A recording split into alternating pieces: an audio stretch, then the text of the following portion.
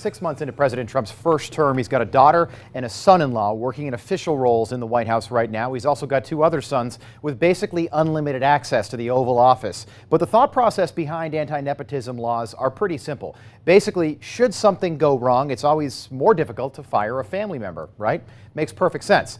But President Trump is one in a long line of presidents that have appointed family members to key positions in their administrations and cabinets. It didn't start in 2016 with President Trump, and the argument behind it is basically instead of filling your cabinet with a bunch of yes men, you appoint a family member that will basically give you the real deal on a given issue. And there are several examples of this throughout our history.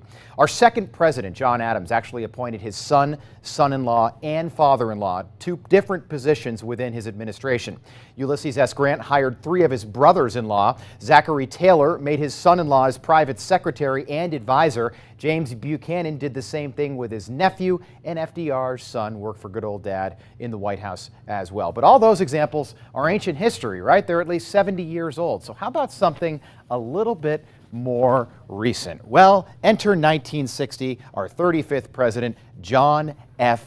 Kennedy. He had the audacity in 1960 to appoint his brother. So here is JFK, president in 1960. He appoints his brother, RFK, as the Attorney General. RFK had never tried a case in a courtroom before. The press asked JFK about that. He said, well, I want to make sure my brother gets some experience before he goes into private practice. Oh, after that, Teddy Kennedy, JFK's youngest brother, takes over his Senate seat in Massachusetts. And after that, JFK appoints his brother-in-law, Sergeant Shriver, to be the first head of the Peace Corps. So at one time in Washington, D.C., we had a president, an attorney general, and a U.S. senator who were all brothers serving at the same time. Washington had never seen something like that before. After JFK's death, interestingly enough, in 1963, in 1967, LBJ, JFK's vice president, says he wants to stop presidents from hiring family members, so he signs the Federal Postal Act. But clearly, as is evidenced today in 2017, there is some gray area in that law.